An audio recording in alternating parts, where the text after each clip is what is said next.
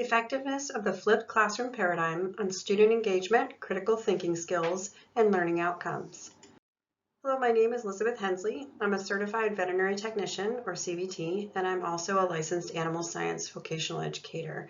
I'm currently not working as a teacher in the classroom. However, I'm working for a corporation as a teacher for adult learners in their veterinary technology programs. In this presentation, I will review with you the research that I conducted for my Capstone project for Fitchburg State University. I'll give you an overview of the research.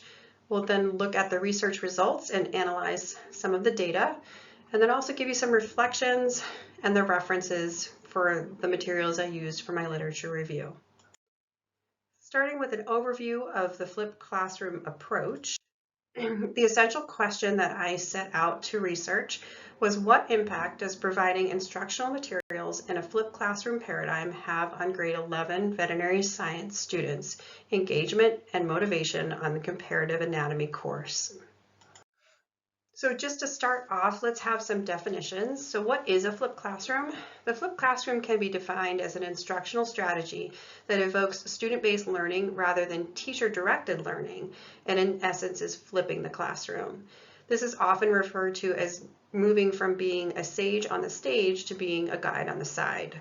Critical thinking skills. This is when students obtain skills that are not just learned through rote memorization, but they're also able to analyze and synthesize new content, allowing them to truly understand and apply their new knowledge to other paradigms. Student engagement is the level to which students are interested in participating in their education, both inside and outside the classroom. Creating engagement requires making content interesting, relatable, and connected to the student's world. Studies have shown, in my lit review, I found many studies about this, that providing multimodal learning experiences also increases student engagement. Project-based learning, this is something we're very familiar with in career and technical education because it is project-based learning, or PBL. This instructional strategy is using hands-on real-world problems that are structured in long-term projects. The student-centered approach fosters collaboration, curiosity, and prepares students to become collaborative adults as they enter the world of work. And finally, let's talk about comparative gastrointestinal anatomy. So in animal science, we do a lot of comparative anatomy because we have multiple species to cover. And so comparative anatomy looks at similarities and differences between anatomical structures of multiple species. In particular, in my research, I use the gastrointestinal system, looking at things like the stomach, the oral cavity, the large intestine, the small intestine, and then of course the accessory organs like the liver and the pancreas. My action research was done at Neshoba Valley Technical High School. Since I'm not currently a classroom teacher, I did ask and get permission to come in and teach the students of the veterinary science department. They were grade 11 students. There were 8 students in our cohort. At Neshoba Valley, which is in Westford, Massachusetts, there's 773 students currently. 466 are male, 287 are female, and 20 are non-binary. 79% of the students there are white, 13% are Hispanic, 4% are multiracial non-Hispanic, 2% are African American, 1% are Asian, and 0.1% are Native American. At Neshoba, there are very few English language learners. Only 0.5% of the students there identify as such. However, there are 53.4% high-need students and 32.3% students with disabilities. In the cohort of students I had, there were 0 English language learners. There were 2 students who had IEPs, and we met and exceeded actually their IEP requirements. So let's look at some details of my actual intervention. This was a 5-day intervention. Day 1 started with introductions, some icebreakers, getting to know the students, explaining why I was there, giving them the breakdown of what the week would look like. Then I also gave them a pre-survey, which was done in Google Forms. The pre-survey was 10 questions, and it asked varying questions about students' attitudes towards learning, specifically towards learning anatomy and physiology. It was a 5-point Likert scale, and the students had the ability to check agree, strongly agree, strongly disagree, neither agree, or disagree and disagree. So they were able to choose one of those 5 different answers to the different responses, to the different statements that were made. This pre-survey was exactly the same on day 5, but it was called a post-survey because it was after intervention. But they were the same exact questions with the same exact scale. The pre-unit assessment was actually a 20-question unit content assessment, and it was given to them on day 1. There was low stakes. They weren't expected to do super well on it. It was new material to them. But those results were used to compare again at post-unit. So we did a post-unit assessment at the very end, and I was able to compare the results of the students and their increase in learning outcomes after receiving the flipped classroom paradigm. On day 1, they were also given the flipped classroom unit materials, and so we had all on Google Classroom for them. And I say we because I was working with the teacher in the classroom. I gave her all the materials to upload to Google Classroom since I obviously didn't have access to it as not an instructor at Neshoba. So she put everything up for me, but it was all content that I created. It was lectures that were pre-recorded and posted on YouTube. I also had a Quizlet that I had created for them. I also had used Edpuzzle to put in a crash course video so I could see how often students watch the video through the Edpuzzle monitoring system. So they got all of those materials at the beginning. There were also assignments that were involved, and so they had to do a worksheet that had all of the content that they were learning for the entire week, and they had the whole week to complete that. And they also had to do a diagram using what I call a word diagram, where they actually use the words of the different parts of the gastrointestinal system to draw it, and so to actually kind of sketch it out. So throughout the rest of the week, through day 2 through day 4, I would come in the morning and I would start with what did we learn last night, or what was the video about, or those sorts of questions, leading questions to get discussion started. Anecdotally, I noticed on day 2, it was much different than day 4. There was a lot more discussion on day 4, a lot more questions, a lot more answers to questions that were posed from each other or from myself, and a lot more engagement of the students. That was all anecdotally, but I did notice that it was a much livelier classroom.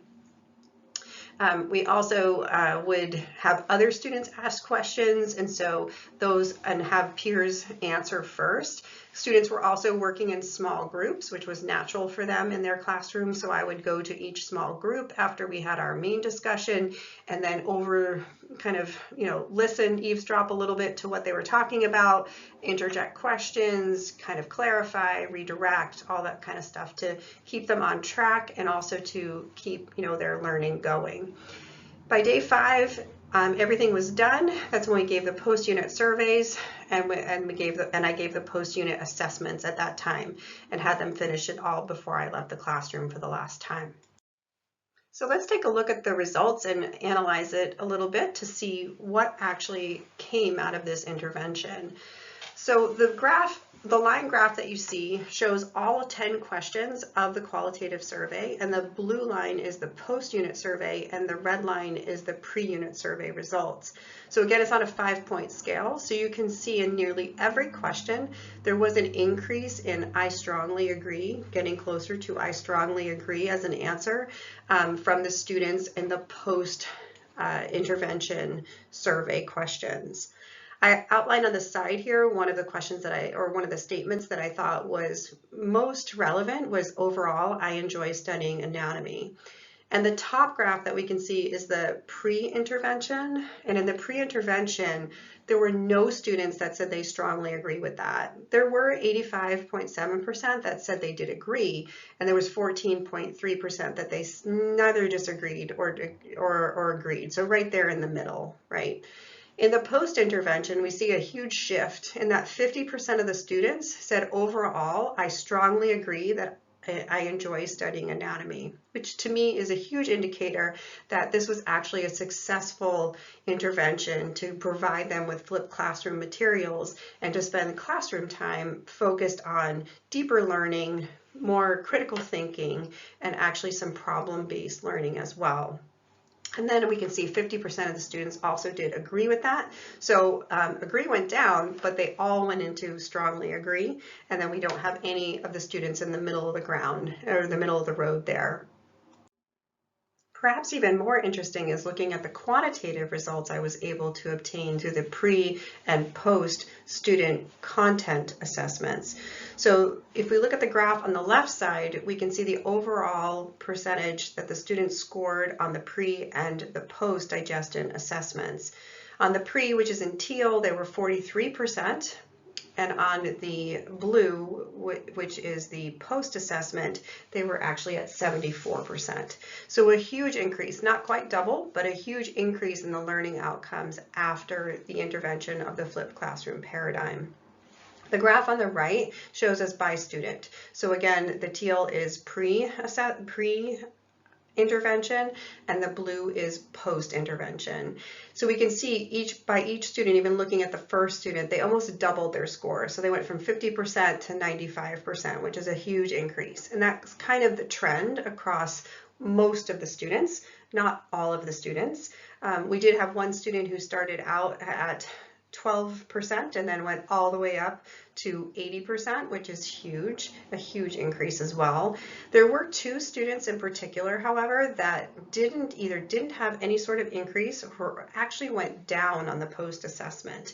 And I feel, and I'll talk a little bit more about this in my reflection, but I do definitely feel like that was a student-centered issue and not necessarily looking at the entire research project as not being successful in that one particular student. So we can see the overall trend is that students did much better in their learning on the post-assessment, and so after they had received the flipped classroom paradigm. So again, reflections. So some successes of this action research. I believe that the surveys and the assessments were actually really well formulated for the lesson plans that I had created and the course materials I had given. So I really feel like they gave some good information. The survey question, it wasn't too long. There was only 10 of them. It was really easy for the students to fill it out, and most of them filled it out very quickly because they just, a stream of consciousness. They're like, oh yeah, I like to do that. Oh, I don't really like to do that. And so it was a nice way to get that qualitative data. And then the assessments themselves were very keyed into the lesson plan and the essential questions of the lesson plan. And so they were giving results on the course materials and what they learned. And I think the videos came out quite well. They weren't too long. I really tried to keep them as short as possible, and so that the students could access them as many times as they wanted to. As far as opportunities go, I definitely feel like it could have been a lot longer. This could have been a 2-week lesson, but time constraints made it such that I wasn't able to stretch it out for 2 weeks. I wish I had that time to cover more information and to also provide them with more materials in the flipped classroom setting and have more discussion. And of course, one of the things I also think is definitely having more students would have been a much better, more accurate results. To have an N higher than 8 would have been really, really good. And then accountability to accessing the flipped classroom content. So not being the classroom teacher, I didn't want to make that as part of their grade. I was grading the materials that they turned in other than the assessments and the surveys. I was grading everything else, but I didn't want to be punitive in that. And if it were my classroom, I definitely would have made it part of that grading structure, that every time that they accessed, it was a bonus point or something like that, to actually encourage students to access the materials outside of the classroom. As far as personal growth goes, for myself, I definitely want to look into better use of technology. I actually embrace technology. I really like to use Google Classroom and all of the Google platforms. I also do love Edpuzzle and other applications like that. However, what I need to learn, and I'm starting to do some research on, is how to really look at the data, the analytics that come out of that, as far as like student engagement, how long they're watching, how long they're accessing, when they access, all of that kind of thing. I really need to look more into. And then another big thing to do is convert my existing lessons into the flipped classroom paradigm. So trying to incorporate what I've learned through this research and make it my lessons more engaging, and therefore having students have better learning outcomes by converting the existing lessons that I have into the flipped classroom paradigm. If you're interested, here are my references that I use for both my lit review and my research. Thank you very much for watching.